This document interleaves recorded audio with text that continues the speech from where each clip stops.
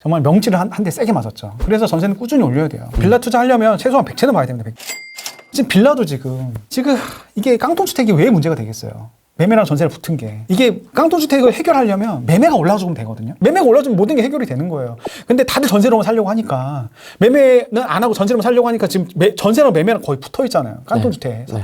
그러면 이거를 해결하기 위해서는 빌라를 사도 된다라는 시그널을 줘야 돼. 정부에서. 취득세를 완화해 주거나 아니면 청약에 있어서 페널티가 없어야 돼. 빌라 한 채 사도 이게 청약의 무주택 기간이 다 사라져 버리잖아요. 전세 20억 원 살아도 돼. 빌라 2억짜리 사고 있으면 청약 너는 못해. 네. 이거야. 얼마나 불공평해요. 그러면은 빌라 2억짜리는 너 사도 2억짜리 3억짜리 사도 빌라는 청약해도 돼. 이러면 실수요자가 살 거 아니에요. 그럼 유동성이 아파트에만 쏠려도 유동성이 빌라에도 쏠릴 거 아니에요. 어느 정도는. 전세로만 살 거 아니에요. 매매도 어느 정도 일정 할 거 아니에요. 그러면 자연스럽게 그러면 깡통주택의 그런 현재의 상황이 어느 정도 완화가 되겠죠. 다주택자도 빌라 같은 경우는 취득세 12% 때문에 못 사거든요. 네. 그 다음에 임대사업자 제도를 좀 폐지하는 바람에 종부세 해결이 안 돼요. 다주택자도 못 사고 실수요자도 안 사. 그러니까 매매랑 전세랑 붙어 있어가지고 지금 이 사단이 나버린 거죠. 지금 문제잖아. 사회적 문제잖아요. 지금. 빌라 전세가도 올라가 버리니까 그 깡통주택이 문제 사회적 문제잖아요. 엄청 나오더라고요. 그러니까 방송이. 문제잖아요. 그래서 이 문제를 좀 해결을 했으면 좋겠는데 이건 아예 신경을 좀 안 쓰고 있는 것 같습니다. 빌라 참 이렇게 안 좋은 것도 사주는 사람들이 필요한데 그런 것들 다 막아놓고 다 아파트에만 오로지 정책이 오히려 아이러니한 거죠. 어떻게 보면 아파트만 막으려고 하다 보니까 오히려 아파트만 더 올려버리는 상황이 돼버린 거죠. 그리고 빌라 살고 있는 사람들은 자산 격차가 더 벌어지는 아파트 살고 있는 사람들보다 아이러니죠. 빌라 사는 사람들은 현재 정부를 많이 지지했을 텐데.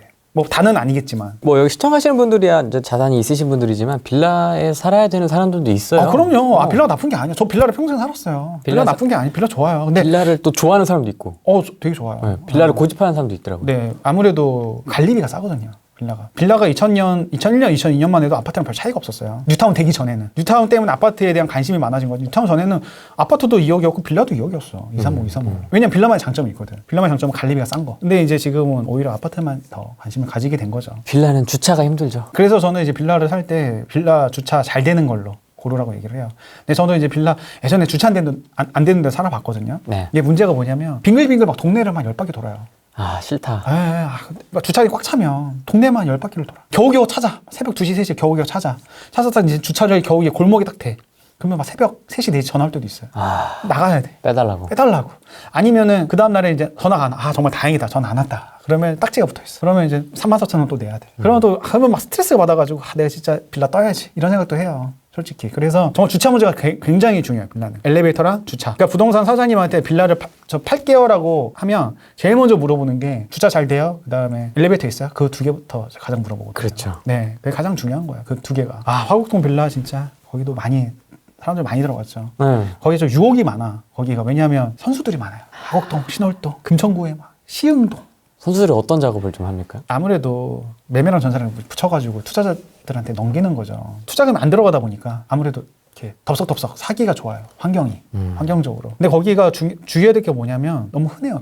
빌라 제일 밀집 지역. 서울에서 가장 빌라가 많은 지역. 부동산은 사실 희소성이잖아요. 근데 빌라가 이렇게 너무 많으면 투자에 있어서는 좋지만은 않죠. 사실은. 그리고 빌라가 그렇게 싸지도 않아. 그러니까 빌라 같은 경우 절대 가격이 다 싸니까 지역마다 별 차이가 없어요, 사실. 빌라가 비싼 지역이 마포랑 그리고 강남구밖에 없거든요. 강남 3구. 그 외의 지역들은 비슷비슷해요, 사실. 근데 굳이 왜 거기까지 가서 사야 되나? 좋은 지역들도 있는데. 거기는 진짜 계속 부시고 짓고 맞아요. 그만 지을 때도 됐는데도 계속 부시고 짓고를 하더라고요. 그리고 거기도 문제도 많이 생겼잖아요. 막 400제, 500제 막 사신 분들이.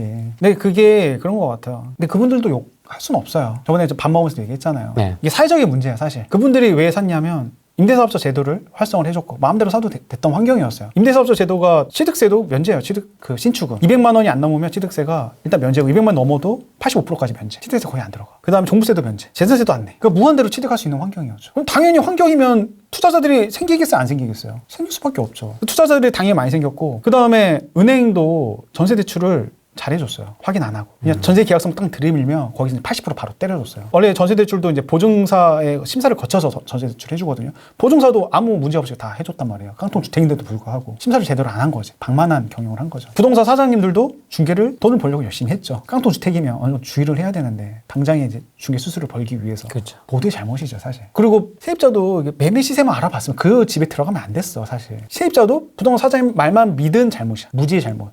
이 모든 것들이 아우러져 아우러져서 지금 깡통주택에 사당이 난 거예요. 이 깡통주택이 뭐냐? 집주인들이 400채, 500채 이게 투자를 해버리니까 이게 이틀마다 계약 기간이 끝나면 되게 힘들어요, 사실. 500채면은 거의 이틀마다 세입자를 맞춰야 돼. 종부세가 또 많이 나오고. 그냥 다 포기해버리는 거예요. 지금 여러분들이 되게 오해하시는 게 뭐 300채, 400채, 500채가 부자분들이 아니에요. 사실은. 진짜 부자는 한두 채만 갖고 있어요. 서장훈이 500채 갖고 있는 게 아니잖아요. 한두 채만 갖고 있잖아요. 좋은 거 갖고 있지. 뭐 400채, 500채 너무 노동력이 투입되는데 그걸 갖고 있겠습니까? 그래서 그분들이 이제 아예 모르겠다 하고 나가버리는 거죠. 그리고 또 전세를 또 무리하게 높게 맞췄으니까. 새로운 세입자를 구하려면 빌라들이 너무 많으니까 전세가 좀 출렁일 수 있어. 그럼 그분들은 500채가 있지만 순자산은 0원이에요, 사실. 무피잖아. 한 채만 500, 1000 역전세 나버리면 감당이 안 돼버리는 거예요. 돈이 없으니까. 그분들이 이제 날라버리면서 세입자들은 이사를 못 가고. 이사를 못 가니까 갑자기 이제 이 집을 떠나야 되는 상황도 오게 되는 거고. 그렇죠. 이 집을 떠안게 되니까 청약을 못 하고. 청약을 못 하니까는 이제 눈물을 흘리면서. 청원 올리고 PD수첩 촬영 가고 PD수첩에서는 이 나쁜 임대인만 초점 맞춘 거죠. 안타깝지. 나쁜 임대인은 아니야. 이게 모두의 구조적인 문제야, 사실. 뭐 임대인이 방만하게 여러 채 대책 없이 산 것은 잘못이죠. 책임지지 않을 정도로 그냥 뒤 안 보라보고 앞만 보고 무조건 주택수를 늘린 거는 분명히 잘못이에요. 하지만 그런 환경을 조성한 정부도 책임에서 자유로울 수 없고, 그 다음에 전세 대출을 마음껏 해준 보증사라 은행도 책임에서 자유로울 수 없고, 그 다음에 세입자도 그 집의 시세를 알아보지 않고 무작정 들어갔던 거. 그것도 책임에서 자를 수 없어요. 모두의 잘못.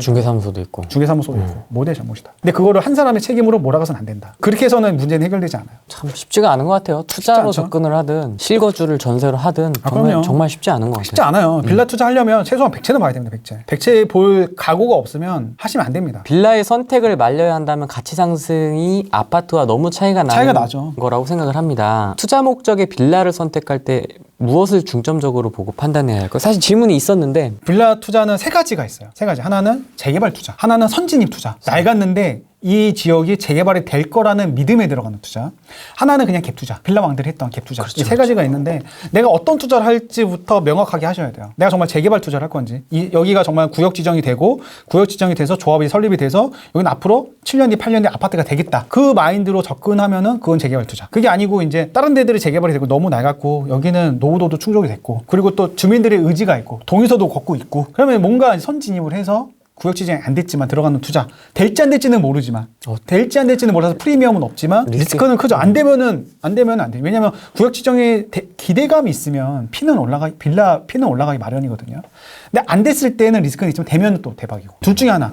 이건 리스크가 정말 난 리스크를 안고 들어가겠다. 선진입 투자. 아니면 난 재개발 투자. 그냥 피를 주고 난 들어가겠다. 몇 년 뒤를 보고. 재개발 투자. 하나는 그냥 갭 투자. 어떤 걸 질문하셨는지 모르겠지만 갭 투자를 얘기를 하자면 아파트랑 똑같습니다. 그냥 입지만 보고 들어가시면 돼요. 빌라는 아파트보다 감가상각이 빨라요. 그러면 입지만 보고 들어가라는 말씀은 땅값의 상승이 감가상각을 해지를 해요. 땅값은 상승을 하니까 공시지가는 계속 올라가잖아요. 그러면 해지를 하죠. 그러면 어느 정도 빌라도 꾸준히 올라갑니다. 빌라 2000년부터 2020년까지 가격 추이를 보시면 서울에 있는 어떤 빌라도 한번 찍어보세요. 가격 다 올라갔어요. 1억 이상은 다 올라갔어요. 빌라도 올라가요. 속도가 느릴 뿐이지. 내가 이거 오래 보유할 자신 있고, 그리고 이 빌라를 내가 계속 수선도 하고 관리할 자신 있으면 빌라 투자해도 돼요. 그게 아니라면 빌라 투자하면 안 돼. 확실하게 명확하게 하고 들어가셔야 돼요. 근데 빌라 같은 경우가 참 재밌어요. 빌라도.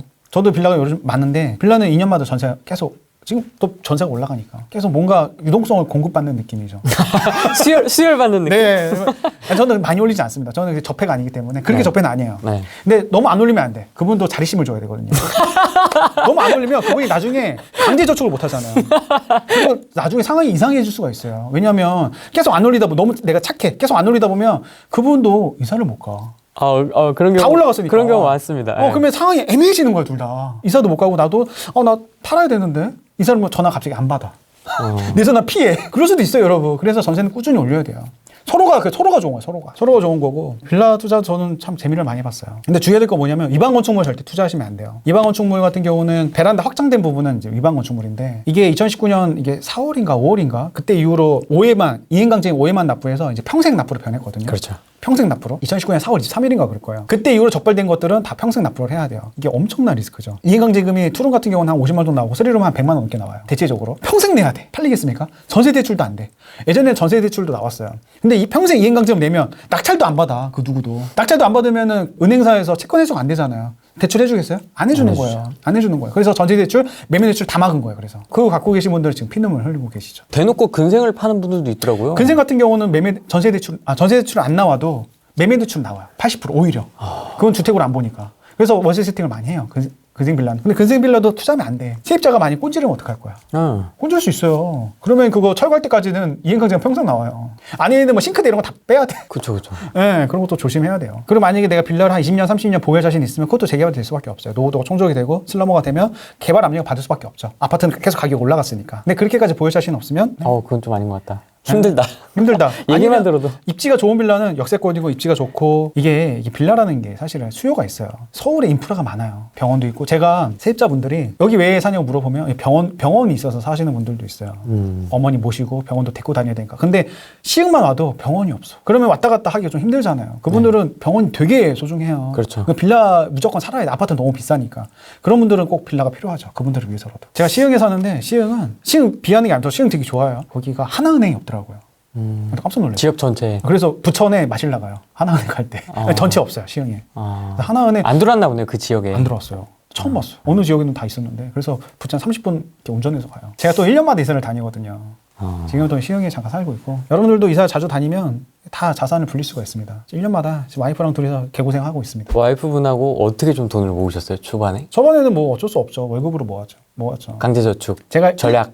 1, 2, 3 법칙이라고 하세요. 1, 2, 3? 저만의 법칙인데 1, 2, 3이 티는 10,000원, 그리고 바지는 20,000원, 그리고 신발은 30,000원. 1, 2, 3. 1, 2, 3에 무조건 맞춰야겠다. 그래서 그렇게 해서 이제는 소비를 거의 극단적으로 줄이고 돈을 모았어요. 극단적으로 줄이고 집에서 웬만해서 다 해먹고 그렇게 해서 이제 돈을 모았죠. 그 돈으로 투자를 한 거죠. 어떻게 보면. 그리고 둘 다 회사를 다녔으니까 마통 다 뚫고 마통 막 한도까지 막 끌어가지고 정말 뒤없는 투자를 했습니다. 지금 생각해보면 조금 좀 무리해서 한 것 같아요. 왜냐면 좀 만회하려고 했던 것들이 좀 있었죠. 너무 처음에 실패를 하다 보니까. 야, 이게 지방 아파트가 막 떨어지고 막 비트코인도 막 미친 듯이 하락을 하고. 그래서 이걸 어떻게 해야 되지? 그런 생각에 마통이랑 이런 것들을 좀 많이 활용을 했죠. 아무래도. 레버리지를 되게 풀로 활용을 했어요. 되게 위험한 투자를 했죠. 어떻게 보면. 지금 생각해보면. 근데 지금 그렇게 했기 때문에 지금 저는 이렇게 어떻게 보면 결론적으로는 잘 된 거죠. 있는 결론적으로는. 저는 그렇게 했지만 남들은 그렇게 하라고는 말 못하겠어요. 그렇죠. 네, 남들한테 그렇게 못. 다 상황이 다르고. 그럼요. 정말 잘못될 수도 있거든요. 내 돈만 날린 게 아니라 이렇게 빚을 져서 실패해보면 평생 이게 따라다닐 수 있거든요. 그 부분은 좀 조심해야